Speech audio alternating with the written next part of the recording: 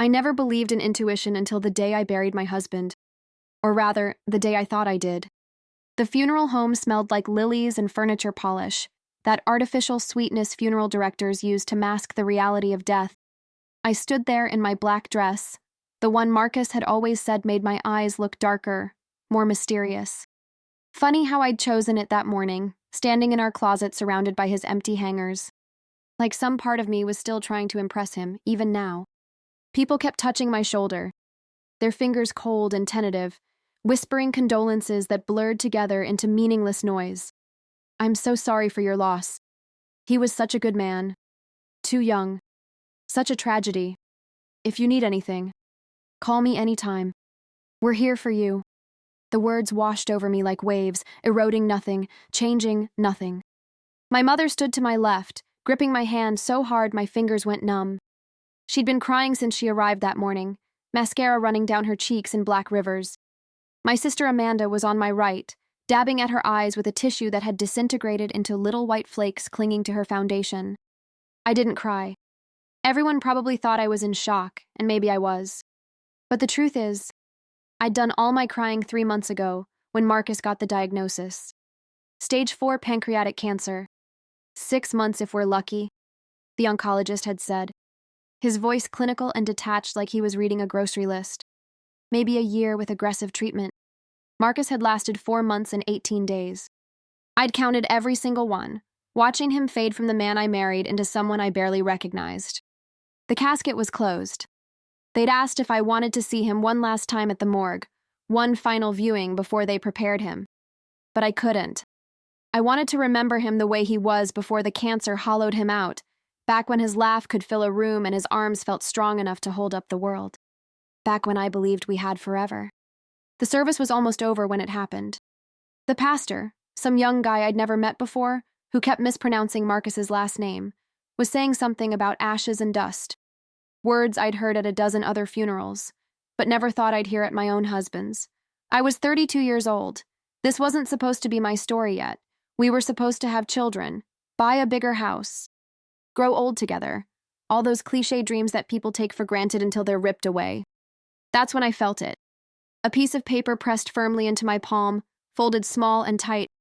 I turned quickly, but whoever had given it to me had already melted back into the crowd of mourners. My heart started pounding for no reason I could name, just this sudden spike of adrenaline that made my hands shake. I looked down at the folded note, my name written on the outside in handwriting I didn't recognize. Neat, precise, masculine. Amanda leaned over and whispered close to my ear, her breath warm and coffee-scented. You okay? You look pale. I nodded, slipping the note into my purse quickly before my mother could see. My hands were shaking so badly, the clasp took 3 tries to close. I'm fine, just tired. The graveside service felt like it lasted hours. The sun was too bright, obscenely cheerful for burying a man who died too young. October in Virginia, leaves turning orange and gold, the air crisp and clean. Beautiful.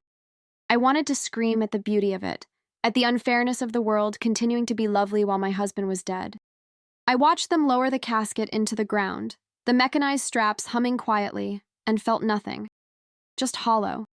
Like I'd been scraped clean from the inside out, all my emotions excavated, leaving only this empty shell wearing a black dress and accepting condolences. People lined up afterwards, a receiving line of grief, to hug me and tell me how sorry they were. Marcus's co-workers from the accounting firm, people I'd met at office Christmas parties but whose names I couldn't remember. Neighbors, college friends of his I hadn't seen in years, my old colleagues from the high school where I'd taught art before taking a leave of absence to care for Marcus. Everyone telling me the same things. How Marcus had been such a good man, such a shame, so young. If you need anything at all, just call. I smiled and nodded and thanked them, playing the part of the grieving widow while my purse felt like it weighed 100 pounds, that note burning against my hip like a brand. Finally, blessedly, everyone started leaving. Cars pulling away from the cemetery, back to their normal lives where husbands didn't die at 34. My mother wanted me to come back to her house. She'd made food, she said, her voice pleading. Tuna casserole and that Jell-O salad I used to like as a kid. Come eat something. You need to eat. You're so thin. But I told her I needed to be alone, needed to go home. start processing, start figuring out how to live in a world without Marcus. She looked worried, her forehead creased with lines that seemed deeper than they'd been last week. You shouldn't be alone right now, sweetie. It's not healthy. I'll be fine, Mom, I promise. I just need some quiet. Amanda hugged me hard before they left, her arms tight around my shoulders. Call me later, okay? Even if it's late. I don't care. Just call. I promised I would, knowing I probably wouldn't. I sat in my car in the cemetery parking lot for 20 minutes after everyone left, just staring at the dashboard. Finally, I pulled out the note. My hands were still shaking as I unfolded it. The paper was cheap, torn from a spiral notebook, the edge ragged. 5 words, written in that same unfamiliar handwriting, neat and blocky. Run, he's not dead. I read it 3 times, each word sharp and impossible. Then I laughed, this sharp, brittle sound that didn't sound like me at all, that scared me with its edge of hysteria. Someone's idea of a sick joke. Had to be. Maybe one of Marcus's college friends, the ones who'd never quite grown up, who thought pranking the widow at her husband's funeral was somehow funny or edgy. I crumpled the note and threw it on the passenger seat, hands shaking with anger now instead of fear. Started the car. Put it in drive. But I couldn't make myself go home. Couldn't face that empty house yet. All of Marcus's things exactly where he'd left them. His coffee mug still in the sink from the morning before he went into the hospital for the last time. Dried coffee rings at the bottom. His reading glasses on the nightstand. His shoes by the door. All these small artifacts of a life interrupted. Instead, I drove. No destination, just movement. Through neighborhoods I didn't recognize, past strip malls with their sad collections of chain restaurants and nail salons, past office parks and storage facilities and all the architectural banality of suburban Virginia. I ended up on the highway heading north, away from the city, watching the buildings thin out into trees. The leaves were peak autumn, brilliant reds and golds, and I hated them for being so beautiful. Hated everything that wasn't morning with me. An hour later, I pulled off at a rest stop. One of those generic highway stops with bathrooms and vending machines and families eating fast food at sticky picnic tables. I parked in the back corner, away from everyone, and just sat there watching people live their normal lives, watching truck drivers stretch their legs and yawn, watching families wrangle toddlers, watching teenagers laugh at something on their phones, watching the world continue like nothing had changed, like Marcus wasn't dead, like my entire life hadn't just ended. That's when my phone rang, unknown number flashing on the screen. I almost didn't answer. Almost let it go to voicemail, but something made me pick up, some instinct I didn't understand. Hello? My voice came out rough, like I hadn't used it in days. Silence, just breathing on the other end. Then a man's voice, low and urgent, like he was cupping his hand around the phone to muffle the sound. The voice said, "Victoria, don't go home." I pulled the phone away from my ear and stared at it, like the device itself might explain what was happening. Put it back slowly. "Who is this?" The voice said, "There's no time to explain. You're in danger. Do not go home. Do not trust anyone from your old life. The note was real." My stomach dropped.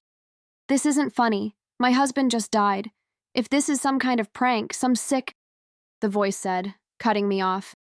"Check the glove compartment. There's a key taped under the owner's manual. It opens a storage unit on Riverside Drive, Unit 212. Go there. Everything you need to know is inside. Everything Marcus wanted you to know." "Marcus?" My voice cracked on his name. "What are you talking about? Marcus is dead. I just buried him." I watched them lower his casket into the ground. The voice said, "Victoria, please. I know how this sounds. I know you have no reason to believe me. But Marcus left instructions. He knew you wouldn't believe it. But he made me promise to try. Just check the storage unit, then decide. But whatever you do, don't go home. They're watching your house." "Who's watching my house? Who are you? How did you get this number?"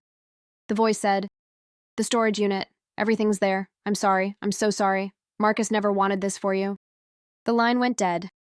I sat there, phone pressed to my ear even though it was just silence now, my heart hammering so hard against my ribs I could feel it in my throat. This was insane. This was someone messing with me, targeting me when I was vulnerable, when I'd just buried my husband. Some kind of scam. Had to be. But my hand was already reaching for the glove compartment. The owner's manual was exactly where it always was, wedged between old registration papers and a pack of Wendy's napkins from some road trip months ago. I pulled it out, hands trembling. My hands wouldn't stop shaking, fingers clumsy and numb. There, taped to the inside back cover with yellowed Scotch tape, was a small silver key. I'd never seen it before. Never. In 8 years of marriage, 8 years of sharing this car, I'd never once noticed it. For a long moment, I just stared at it. Part of me wanted to tear it off, throw it out the window, drive home and pretend this whole bizarre day had never happened. Go back to my nice, simple grief, the kind I understood, the kind that made sense. But I didn't. I peeled the key free carefully, like it might explode if I handled it wrong, and held it in my palm. It was warm from being pressed against my skin. Real, solid, undeniable. I looked up Riverside Drive on my phone with shaking fingers. 23 minutes from where I was sitting, according to the GPS. A straight shot down Route 16. This was crazy. I was a high school art teacher. Or I had been before Marcus got sick, before I'd taken leave to care for him full-time.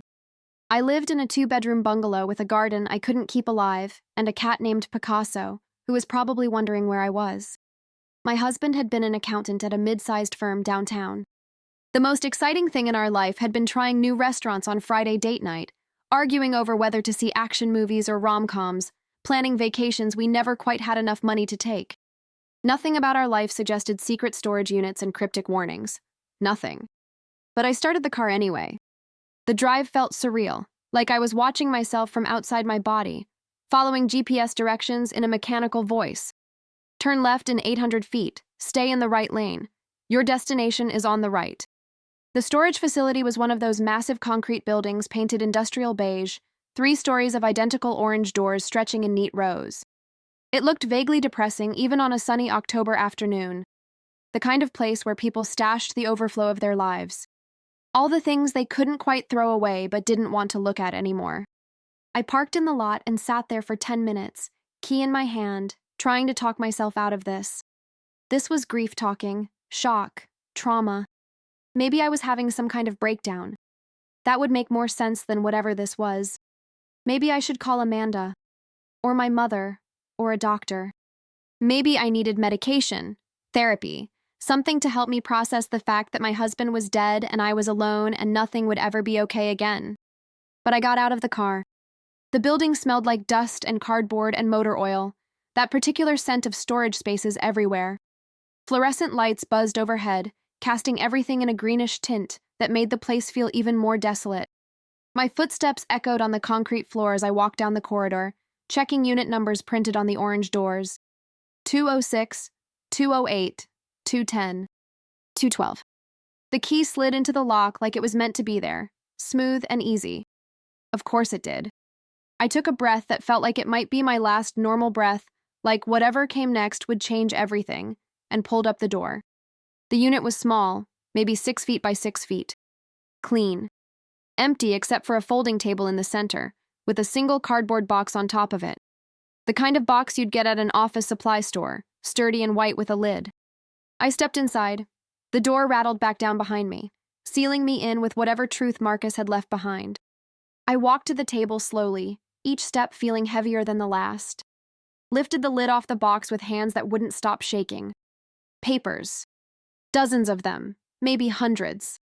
Bank statements, printed emails, photographs, legal documents, all stacked in neat piles like someone had organized them carefully. Like Marcus had organized them. I recognized his neat handwriting on some of the labels. Account statements, email chains, property records. I pulled them out with trembling hands, spreading them across the table, my breathing getting faster and shallower as I started to actually read what I was seeing. Bank statements for accounts I'd never heard of, in Marcus's name. With balances that made my stomach drop, made the room spin, not hundreds or thousands, hundreds of thousands, some in the millions.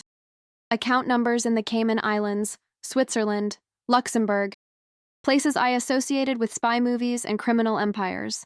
Not my accountant husband who did our taxes on the dining room table every April. Emails between Marcus and someone named Raymond Castellano. Business deals written in vague language that still managed to sound threatening. Real estate purchases that seemed designed to obscure rather than record. offshore accounts, money moving between entities with names like Riverside Holdings and Eastern Investment Group.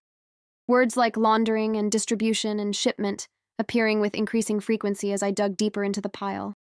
A photograph, glossy and professional, of Marcus with a group of men I'd never seen before.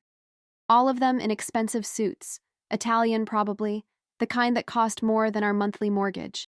They stood in front of what looked like a warehouse, concrete and industrial. Marcus was smiling in the photo.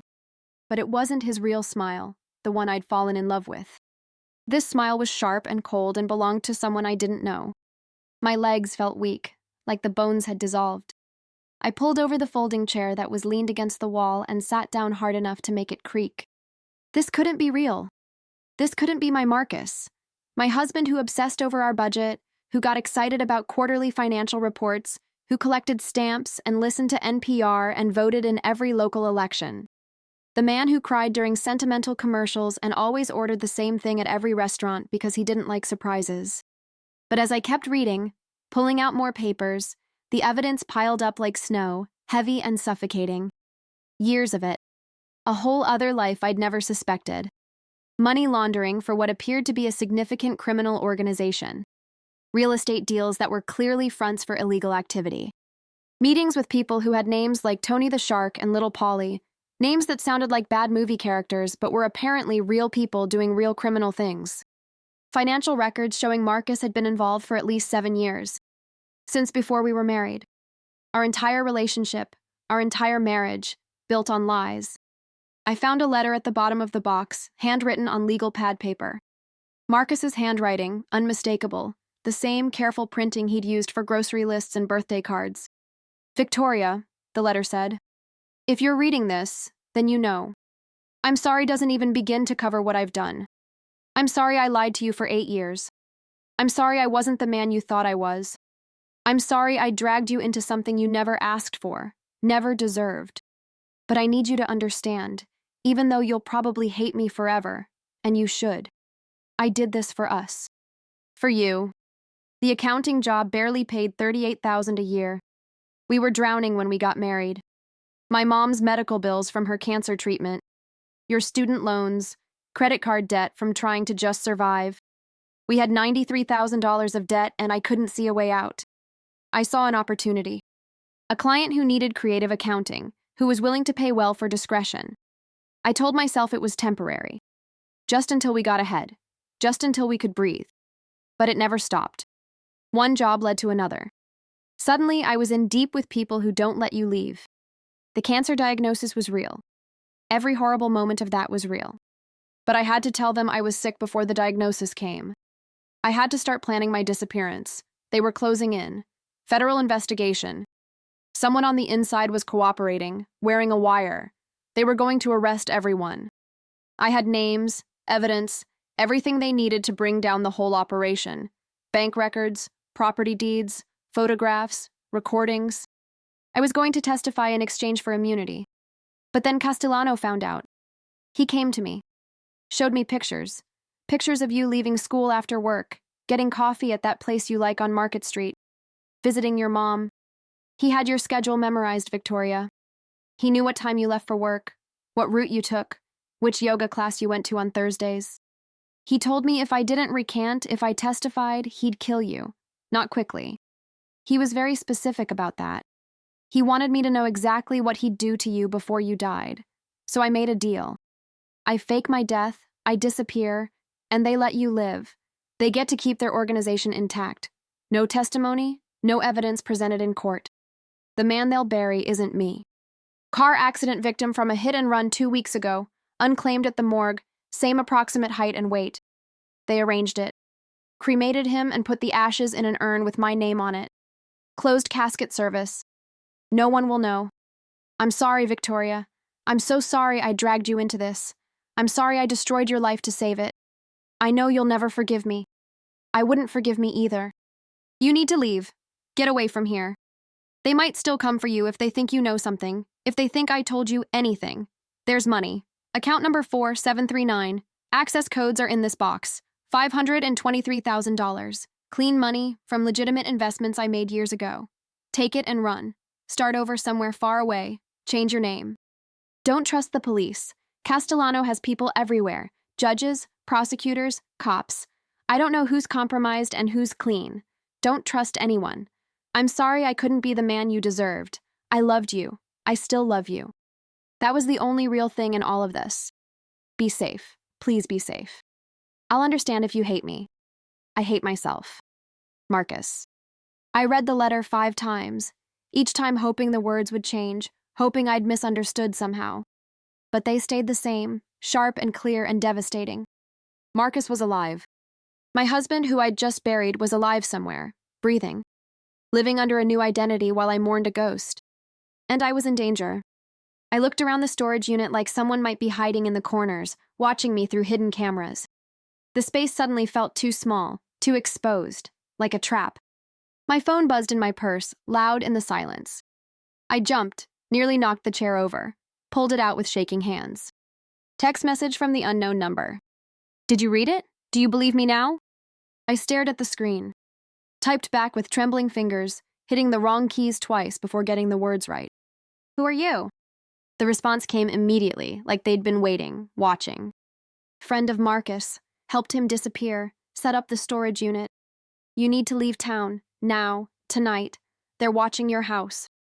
Who's watching my house? Castellano's people. Marcus was supposed to die quietly. No questions. Closed casket. Quick cremation. Everyone moves on.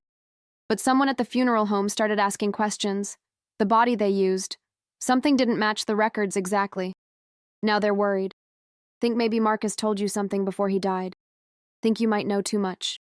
I don't know anything. I didn't know any of this. Doesn't matter what you know. Matters what they think you know. Can't risk it. You need to disappear like Marcus did. I stood up so fast the chair fell over with a metal clang that echoed off the concrete walls. This wasn't happening. This couldn't be happening. This was my life. My boring, normal, suburban teacher life.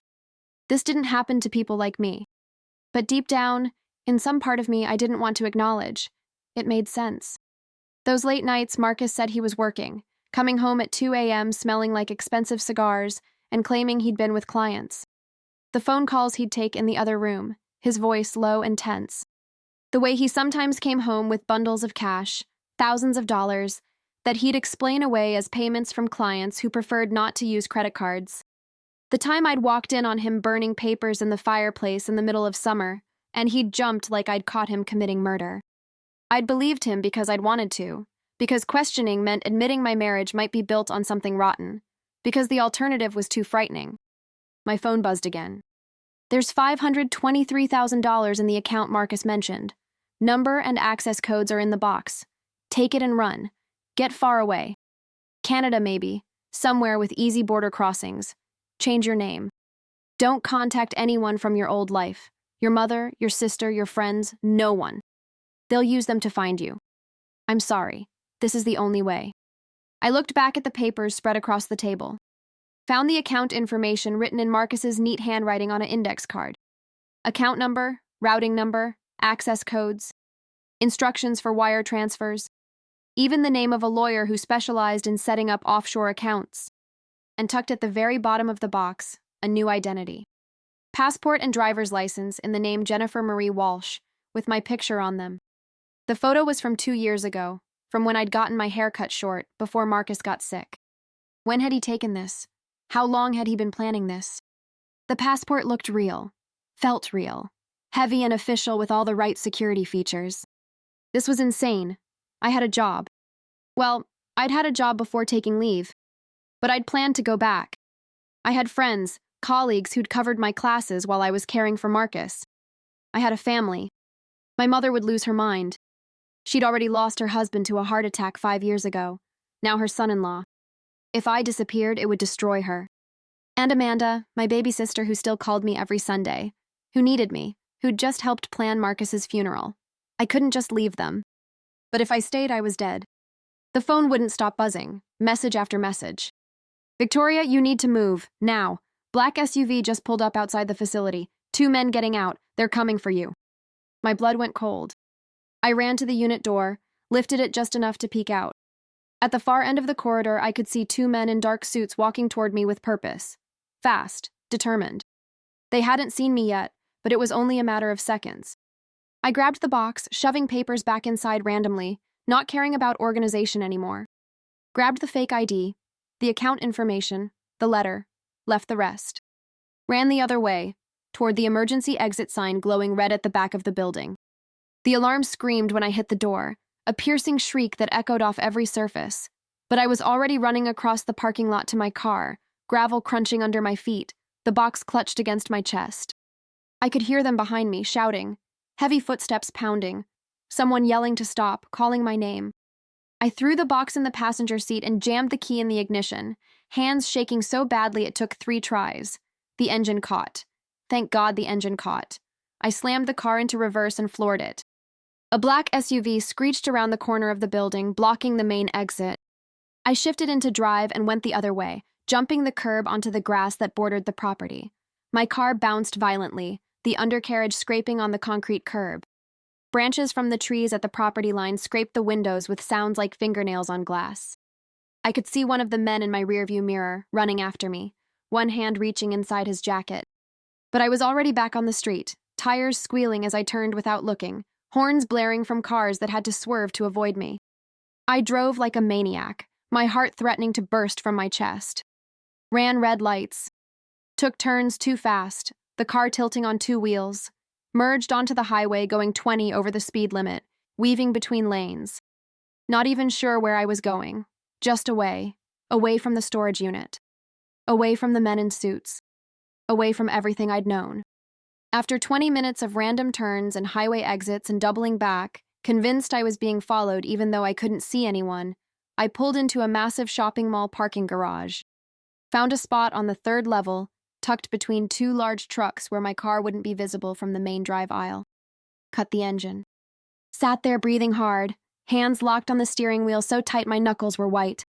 What was I doing? This was insane. I should call the police, call 911, tell them everything, ask for protection, witness protection, like in the movies. But Marcus's letter said not to trust the police. What if he was right? What if Castellano really did have people everywhere? What if calling the police was exactly what got me killed? My phone rang, that same unknown number. I answered without thinking. Yes? My voice came out as a whisper, raw and scared. The voice said, good driving, you lost them. But they know your car now. They have your license plate. They'll be looking for it. You need to ditch it. How do you know what's happening? Where are you? Are you watching me? The voice said, I have people watching out for you. Friends of Marcus. We owe him. What matters right now is you surviving this. Marcus would want that. Where is he? Where's Marcus? I need to talk to him. The voice said, can't tell you that. Too dangerous. For both of you. If you know where he is, they can make you tell. Better you don't know. Listen to me very carefully. You need to follow the plan.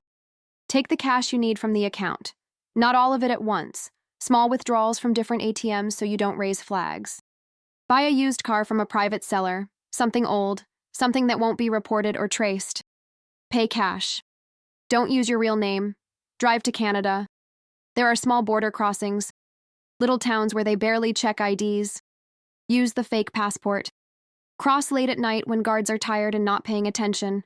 From there, you're on your own. Find a small town. Pay cash for everything. Don't leave a paper trail. Don't use credit cards. Don't use your real name, ever. Victoria Hartley needs to disappear completely. I can't just leave everything. My family, the voice said, cutting me off. Your family will mourn you, but they'll be alive. If you stay, Castellano will use them to get to you. He'll threaten them, hurt them, until you come out of hiding. Is that what you want? Your mother getting a visit from men in suits? Your sister getting followed home from work? Think about what you're protecting by leaving. Think about what you're risking by staying. I closed my eyes. Tears were finally coming now, hot and fast, running down my cheeks and dripping off my chin onto my black dress. This isn't fair, the voice said, gentler now. No, it's not. But it's your reality now. I'm sorry. Marcus is sorry. For what it's worth, and I know it's not worth much, he really did love you. Everything he did was to protect you. He gave up his life so you could keep yours. Don't waste his sacrifice. Then why did he get involved in the first place? Why did he do this to us? The voice said, That's a question for him, if you survive long enough to ask it. But right now, survival is the only thing that matters. Can you do that? Can you be strong enough to survive this? I opened my eyes, looked at myself in the rearview mirror, red-rimmed eyes, mascara running, face pale and shocked. I looked like a victim, like someone things happened to. But I didn't want to be that person. Yes, I said, I can survive this. Good, then here's what you do. He walked me through it step by step. How to withdraw cash from ATMs without triggering alerts. Where to find used car dealers who didn't ask questions. Which border crossings had the most lax security. How to live off the grid. How to become someone else. I listened. Took notes on the back of Marcus's letter with a pen I found in the glove compartment. Memorized the important parts. When he finished, he said, "One more thing, throw away your phone, right now. They can track it, break it, destroy it, leave it behind." But how will you contact me? I won't. This is it. After this call, you're on your own. That's the only way to stay safe. No connections to your old life. None. Wait. Good luck, Victoria. Be smart. Stay alive. The line went dead. I sat there for a long moment, holding my phone. My whole life was on this phone. Photos of Marcus from before he got sick. Text messages from Amanda. My mother's number programmed into favorites. 8 years of accumulated life. I got out of the car, walked to the edge of the parking garage where a concrete wall overlooked the loading docks below, raised my arm, and threw my phone as hard as I could. It shattered on the concrete below with a sound that felt final. I got back in my car and started driving. Found a cheap motel on the outskirts of town, the kind with hourly rates and no questions asked. Paid cash for a week, using money from my wallet. The clerk didn't even look at me, just took the bills and slid me a key attached to a large plastic diamond. Room 117 smelled like cigarettes and bleach, years of both soaked into the carpet and walls. The bed was lumpy and the TV only got 3 channels. But it was anonymous, safe, temporary. I sat on the bed and finally let myself feel it. The fear, the betrayal, the grief. Because Marcus had died in a way. The Marcus I'd known, the one I'd loved, he was dead. The man who'd written that letter, who'd been laundering money for criminals while I planned dinner menus and graded papers, I'd never known him at all. I cried until I had no tears left, until I was just empty and hollow and too exhausted to feel anything anymore. Then I opened Marcus's box and got to work. The next day, I walked into a drugstore and bought hair dye. Blonde, the cheapest box on the shelf. Scissors, colored contact lenses, makeup in shades I'd never worn before. In the motel bathroom, I transformed myself. Cut off 8 inches of hair, my hands shaking with each snip. Dyed what was left blonde, watching brown water run down the drain. Put in the colored contacts, watching my dark brown eyes turn blue. Applied makeup the way I'd never worn it before. Bolder, harder, different. I looked in the mirror and saw a stranger. Jennifer Walsh stared back at me. Over the next week, I followed the plan. Withdrew cash in small amounts from ATMs all over the city. 10,000 here, 15,000 there. Never more than 20 at once. Built up a cash reserve of $90,000, crisp hundreds bundled with rubber bands. Found a used car lot on the sketchy side of town, the kind that advertised, no credit check, and we finance anybody. Bought a 15-year-old Honda Civic with high mileage and a dent in the passenger door. Paid $12,000 in cash to a salesman who didn't ask my name, just counted the bills and handed over keys and a title he filled out right there in crayon. Left my old car in the motel parking lot with the keys in it and a note on the dash. Free car. Needs work but runs. Enjoy. Let someone else deal with it. On a Tuesday morning, 8 days after the funeral, I checked out of the motel. Loaded my new car with the few possessions I'd allowed myself to keep. A change of clothes, the box of Marcus's documents, the fake ID, the cash. Everything else I left behind. My whole life fit in a cardboard box and a duffel bag. I drove north on secondary highways, avoiding interstates and toll roads where they might have cameras. Drove through small towns and farmland, watching Virginia turn into Maryland, turn into Pennsylvania, turn into New York. I crossed into Canada at a tiny border station near a town called Champlain. 4 a.m. on a Wednesday morning. One board guard in a booth, half asleep, barely glancing at my passport. Purpose of visit? Vacation, I said.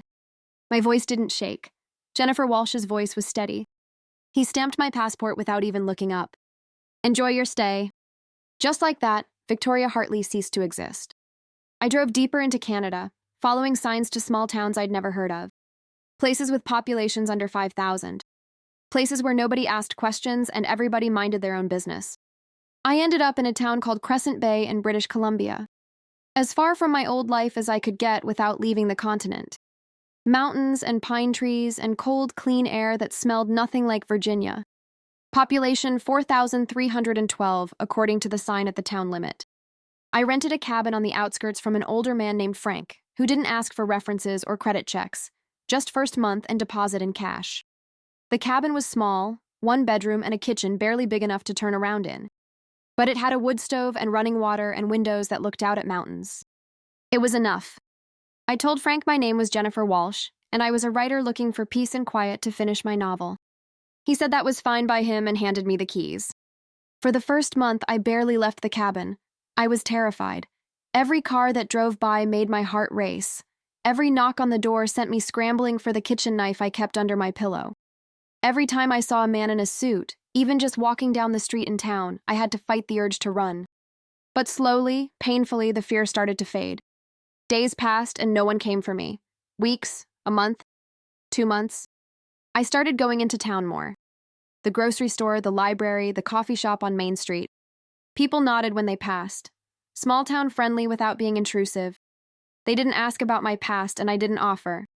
I got a job at a bookstore, a small independent place run by a woman in her 60s named Ruth. She had short gray hair and wore reading glasses on a beaded chain and made her own strawberry jam that she sold on a little table by the register. She paid me under the table, cash every Friday, didn't ask for a resume or references, just had me shelve books for an afternoon to see if I knew how to alphabetize. Apparently, I passed the test. Working at the bookstore gave me something to do, something to focus on besides the constant low-level terror of being found. The store was quiet, peaceful. Mostly older customers looking for mysteries and romance novels.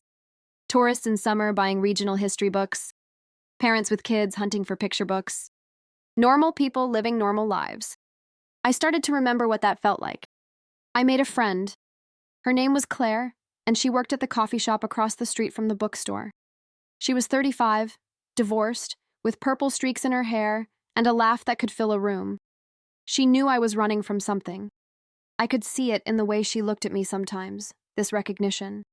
But she never asked, just showed up with coffee when I worked morning shifts, invited me to movies, talked about her own life, her terrible ex-husband, her teenage daughter who lived with said ex in Vancouver, without expecting me to reciprocate.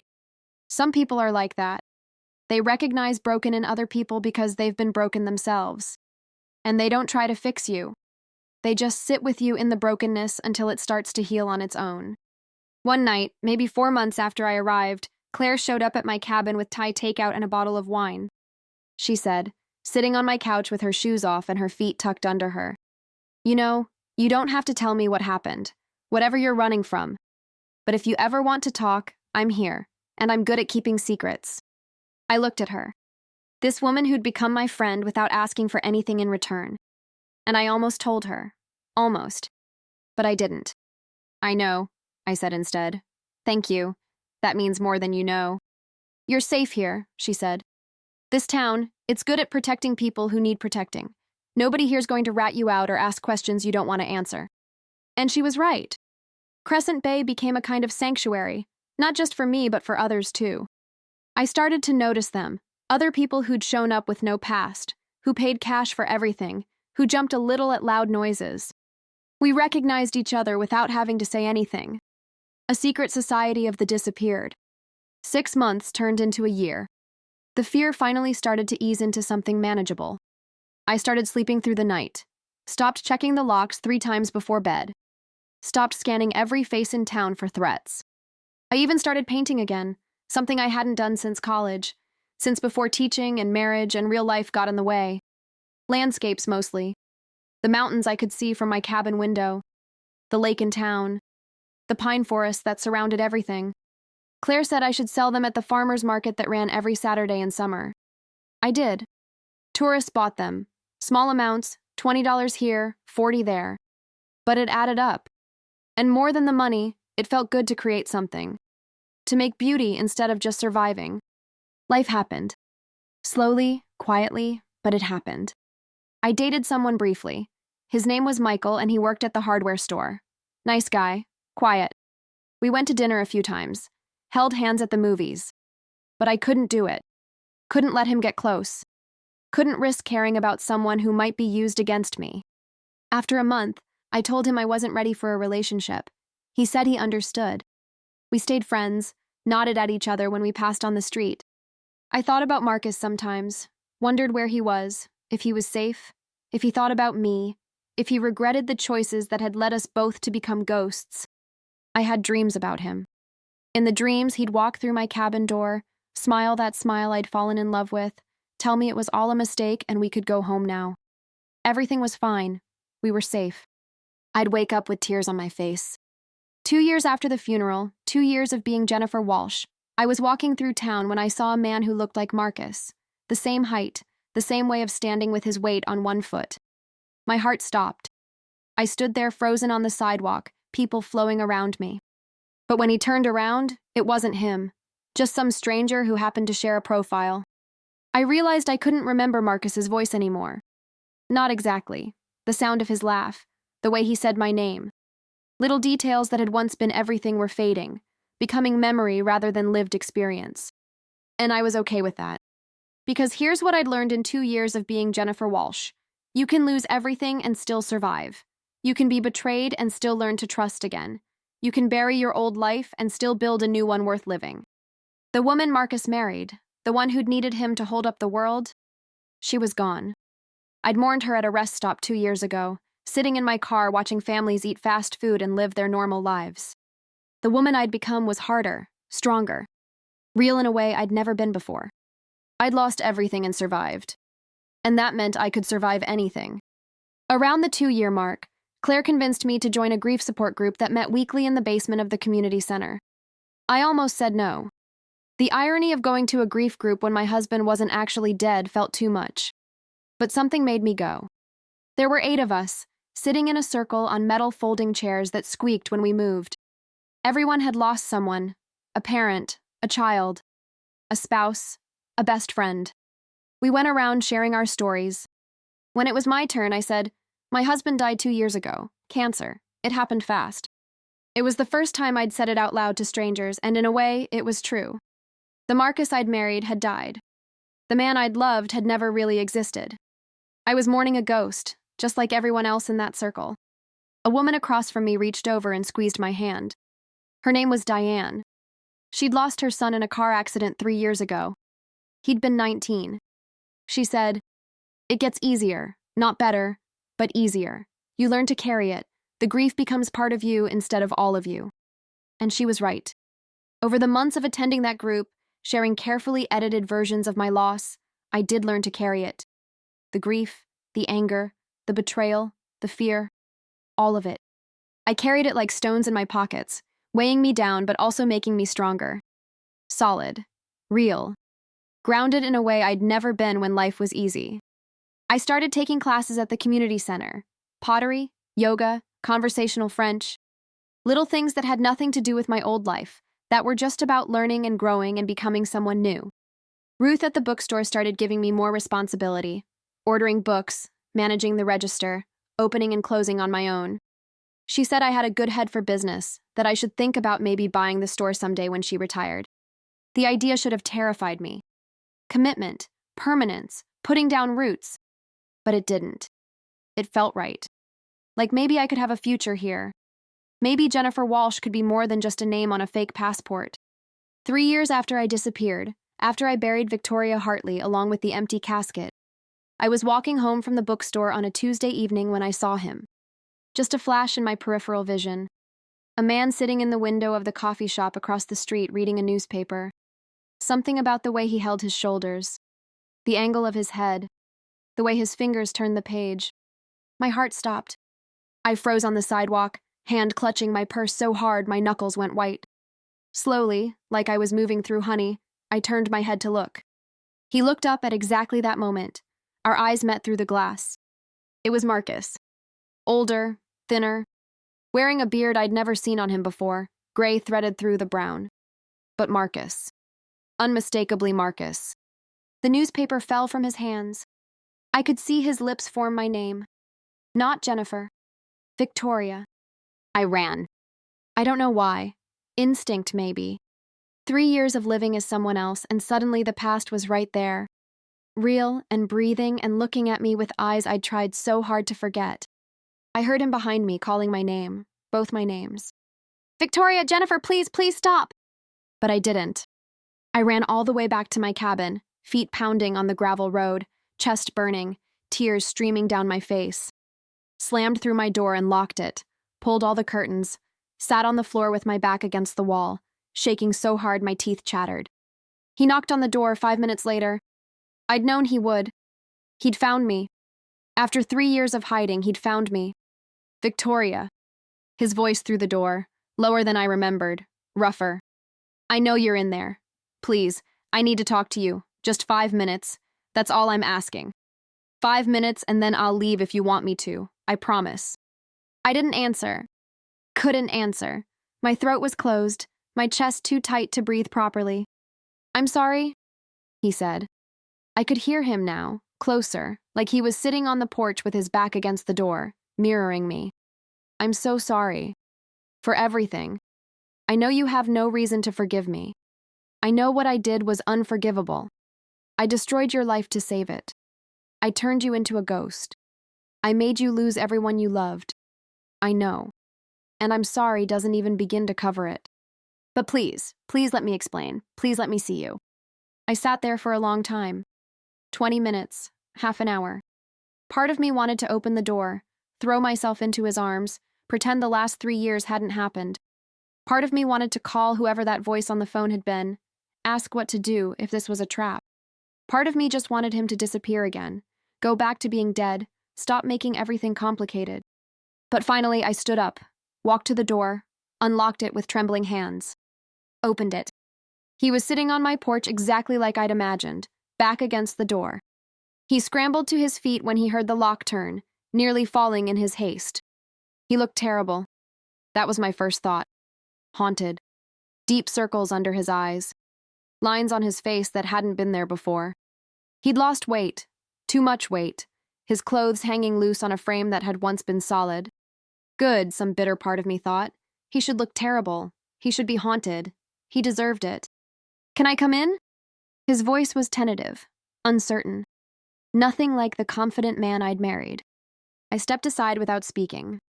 He walked past me carefully, not trying to touch me, and stood in the middle of my small living room looking around, taking in Jennifer Walsh's life, the second-hand furniture, the paintings leaning against the walls, the pile of books on the coffee table, the life I'd built from nothing.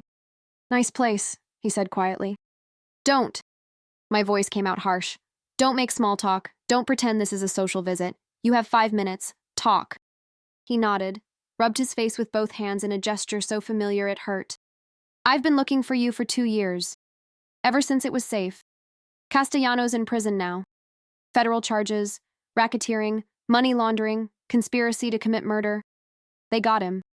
The whole organization collapsed. I testified after all. Did what I was supposed to do from the beginning. They gave me witness protection, a new identity, a house in some suburb in Minnesota. But I walked away from it, came looking for you instead. How did you find me? Hired someone, private investigator. Took forever. He tracked the car you bought, traced the license plates, started checking small towns in Canada for women matching your description who'd appeared out of nowhere around the right time. Found several possibilities. I checked them all personally. You were number 8. When I saw you walking to work this morning, I knew. Even with the blonde hair and the colored contacts, I'd know you anywhere. You shouldn't have come. I know, but I had to see you. Had to know you were okay. Had to tell you. His voice cracked. He cleared his throat. Started again. Had to tell you I'm sorry. In person. Not through a letter. Not through some intermediary. You deserve to hear it from me. I'm okay, I said. Now leave. Victoria? That's not my name anymore. You killed Victoria, remember? You put her in a casket and buried her. You made me watch them lower her into the ground. You turned me into someone else. Into this. I gestured at myself, at the blonde hair and blue eyes and clothes I'd never have worn in my old life. This is who I am now. Jennifer Walsh, bookstore employee, amateur painter, woman with no past and no family and no one who gives a damn if she lives or dies. That's not true. I give a damn. I've always given a damn. You don't get to say that. You don't get to stand there and tell me you care after what you did. You're right. You're absolutely right. I don't have that right. But I do care. I never stopped caring. Victoria, Stop calling me that! We stood there in silence. Outside, I could hear Claire's wind chimes from her porch next door, tinkling in the evening breeze. Finally, more quietly, I said, "Why are you really here, Marcus? What do you want from me?" He looked at me with those eyes I used to love, and I saw they were wet. "I want you to know I'm sorry. I want you to know that every choice I made, stupid as they were, destructive as they were, I made because I was trying to protect you. I failed. I know I failed. But that was always the goal. Keeping you safe. Keeping you alive. By lying to me for 8 years? Yes. I know how that sounds. I know lying is the opposite of protection. But if I'd told you, if you'd known, they would have used it. They would have hurt you to control me. The only way to keep you safe was to keep you ignorant. And then when it all fell apart, the only way to keep you alive was to disappear. To make them think I was dead so they'd leave you alone. And did they leave me alone? Eventually, after about 6 months, they stopped watching your house, your mother's house, your sister's. They decided you really didn't know anything, that I'd kept you in the dark like I said I had. So they moved on, focused on rebuilding what was left of the organization after I disappeared. Until the feds caught them. Until I testified. Yes, I gave them everything. Every name, every account, every property, every deal. I'd been documenting it all for years, just in case. Turns out, in case came sooner than I expected. You're a hero then. Congratulations. He flinched like I'd slapped him. I'm not a hero. I'm the idiot who got involved with criminals in the first place, who thought he could play both sides and not get burned, who destroyed his marriage and his wife's entire life because he was too proud to admit we were struggling financially. Why did you do it? The question came out softer than I intended, not accusing, just tired. We could have figured it out. The debt, we could have consolidated loans, declared bankruptcy, something. Anything other than money laundering for the mob. I know, you're right, but I was ashamed. My dad had always provided for the family no matter what. And here I was, barely making enough to cover rent. You were working 2 jobs and still we were drowning. I felt like I was failing, as a husband, as a man.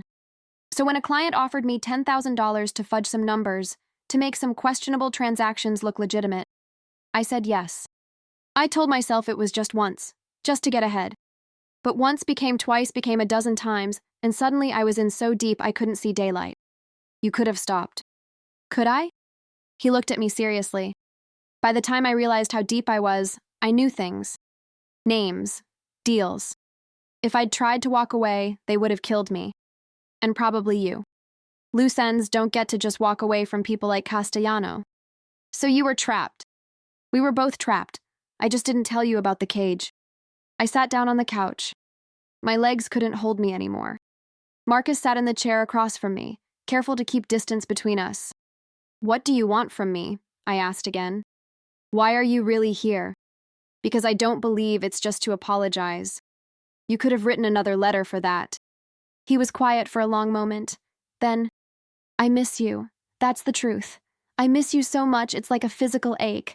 I miss talking to you about nothing. I miss your laugh. I miss the way you'd get paint in your hair when you were working on a project. I miss sleeping next to you. I miss having someone to share my life with. These last 3 years have been the loneliest of my life, and I deserve that loneliness. I earned it. But it doesn't make it hurt less. You don't get to miss me. You gave up that right when you lied to me for 8 years. I know. You don't get to show up here and make me feel things I don't want to feel.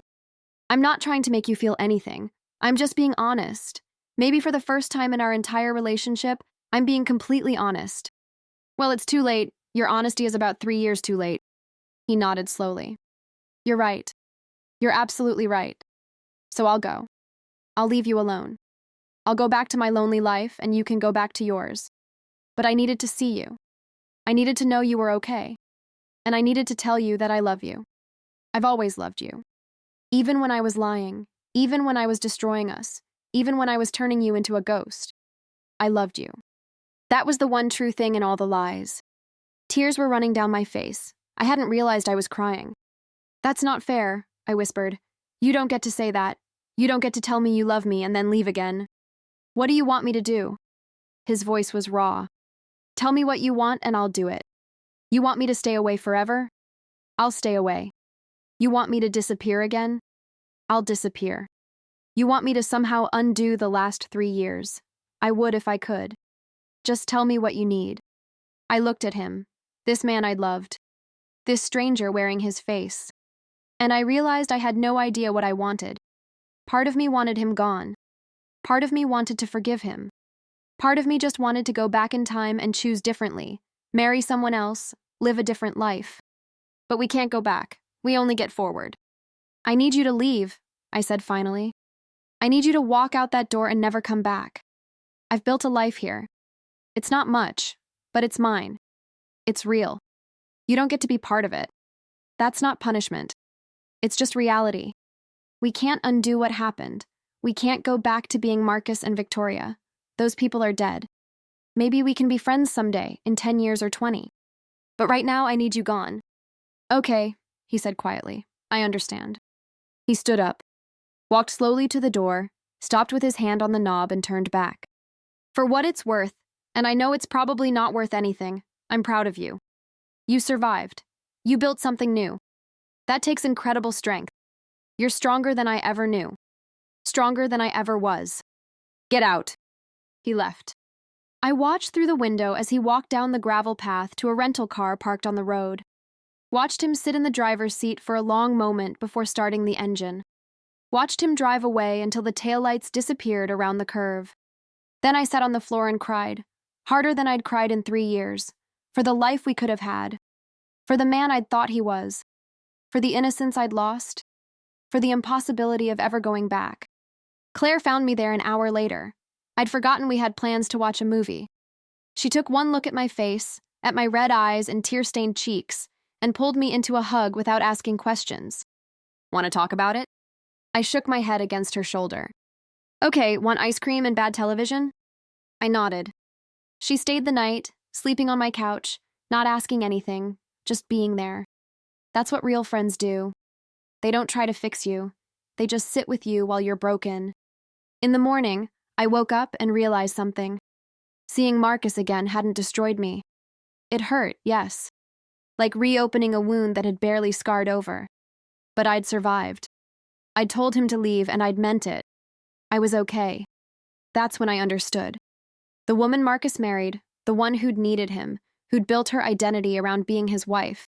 She was gone. I'd mourned her at that rest stop 3 years ago. The woman I'd become was different. Harder, yes, but also more honest, more real. More myself than I'd ever been when I was trying to be someone's perfect wife. I'd lost everything and survived, and that meant I was strong enough to survive anything. I got up, made coffee, watched the sun come up over the mountains through my kitchen window, made plans for my day, work at the bookstore, painting after dinner, maybe call Claire and see if she wanted to try that new restaurant in town, the one with the sushi. Normal things, small things, beautiful in their simplicity. A week later, I received a letter. Plain envelope, no return address, just my name, Jennifer Walsh, and my cabin address in neat handwriting. I almost threw it away without opening it, but curiosity won. It always does. Inside was a single piece of paper. Bank information for an offshore account I didn't recognize. Account number, access codes. And below that, a balance that made my breath catch. $1,947,612, and a note in Marcus's handwriting. This is clean money, I promise. Investments I made years ago that had nothing to do with any of it. Tech stocks mostly, bought when I was still just a regular accountant trying to save for retirement. They've done well, better than I ever expected. It's yours. All of it. Do something good with it. Build the life you deserve. I won't contact you again. I promise. This is goodbye. Be happy, Victoria. Please be happy. You deserve it more than anyone I've ever known. I sat on my porch holding the letter for a long time, watching the sun move across the sky. $2 million, clean money, a fortune, a future. Or a trap. Or blood money disguised as something else. Or Marcus trying to buy forgiveness.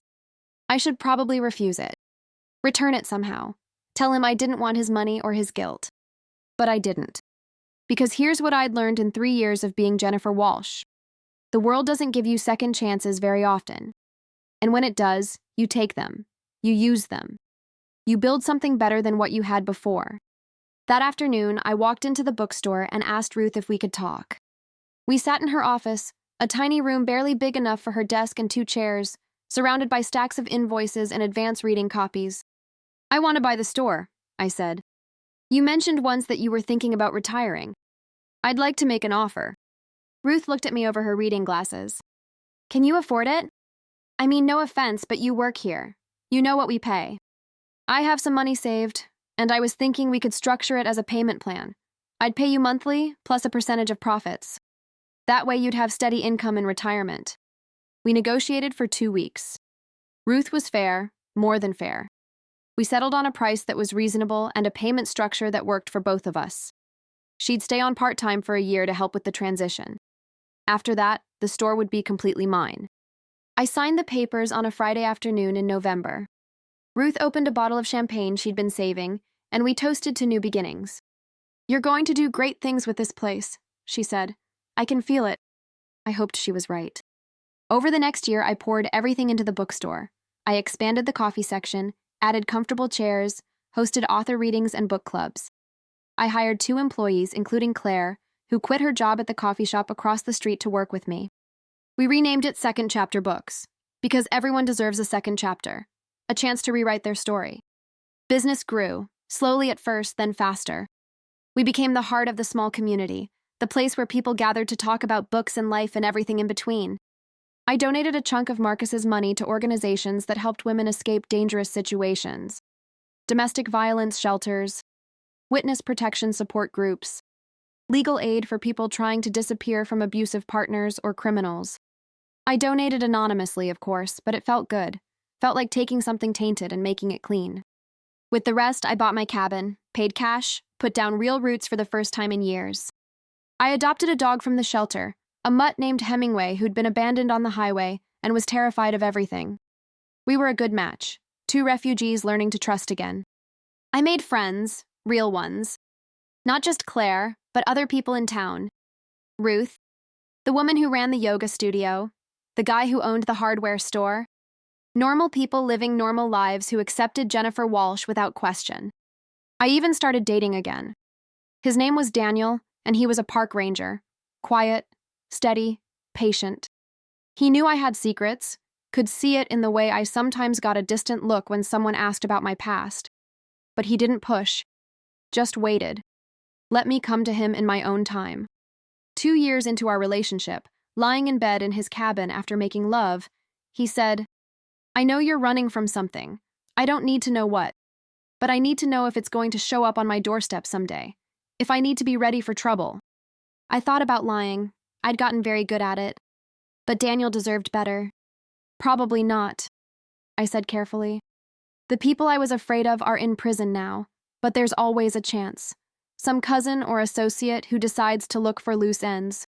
So, yes, maybe someday there could be trouble. And if that happens, you should know I'll handle it.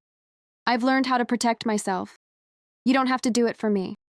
"I believe you," he said. "But just so you know, I'd want to anyway, if you'd let me." I'd let you. We got married the following spring. A small ceremony, just us and Claire and Ruth and a few other friends. Justice of the peace. No family because Jennifer Walsh didn't have any family. No big celebration. Just 2 people who'd found each other in the wreckage of their previous lives, promising to build something new together. Daniel never asked me about my past, never pushed for my real name or what I was running from. We lived in the present, and that was enough. More than enough. 5 years after that first funeral, 5 years of being Jennifer Walsh, I was at the farmer's market selling my paintings when I saw a woman I recognized. Early 40s, familiar in a way I couldn't place. She bought one of my landscapes, a mountain scene done in oils. As she was paying, she said, This is beautiful. You're very talented. Thank you. She looked at me closely. Have we met before? You look familiar. My heart stopped.